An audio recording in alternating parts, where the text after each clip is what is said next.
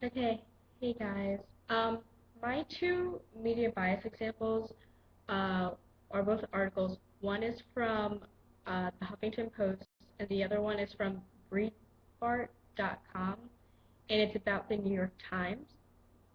The one about the New York Times pretty much is talking about how Mitt Romney was acting at a fundraiser, and the original story posted in the New York Times was very straightforward. It had all the facts.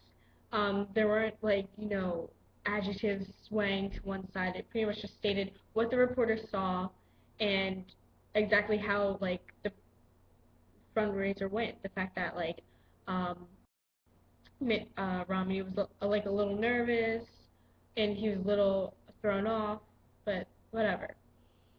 However, it was like a couple of days later, the New York Times erased that one and reposted the same exact story, but using words and terms that made it really seem that as if it were a press release coming straight from the Obama campaign.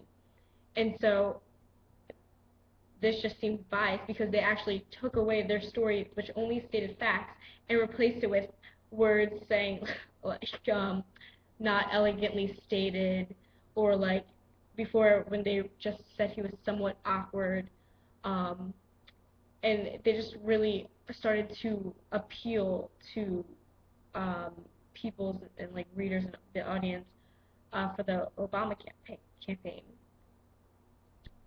My next one is about Marco Rubio, who is a scientist, and um, this is from the Huffington Post, and it's saying that this brilliant scientist can't even put a date on the actual age of the Earth.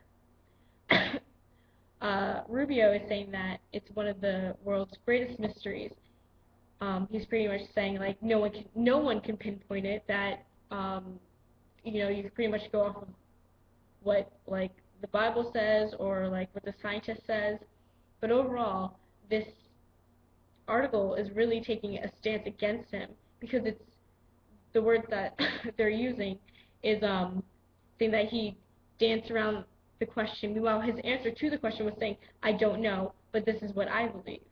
Um, and then right after him, they asked another representative, Paul Braun, and they're saying that he provided a more concrete answer, saying that it was 9,000 years, and he happily stated his belief. So they're really taking a side against Rubio, even though his answer was clear cut. He's saying that he didn't think he was qualified to answer that a question like that. It's a big thing to take on and to have your name attached to. However, obviously the reporter didn't like that.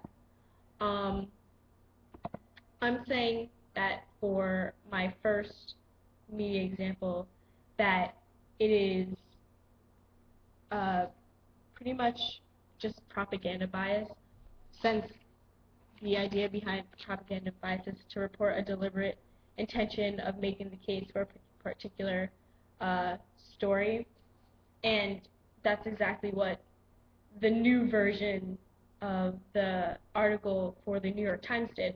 It was made specifically to make Mitt Romney look bad, especially after Obama won, which is when the new article was released.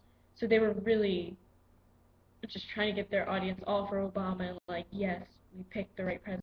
That's what they were aiming for, and I believe that was propaganda because it wasn't explicitly saying it, but all the terms were changed to make Mitt Romney look even worse. My second example I'm saying is partisan bias because it was it was deliberately promoted. It was pretty much just saying this guy's wrong. He doesn't know what he's saying.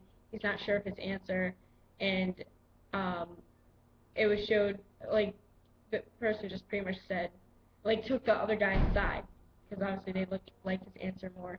And it was pretty much just a recommendation on who to believe, saying that this guy stated his belief. It was very concrete. The other one danced around the question, even though he gave an answer. The person just didn't like the answer. Um, so those are my two uh, examples of bias, and their propaganda and partisanship.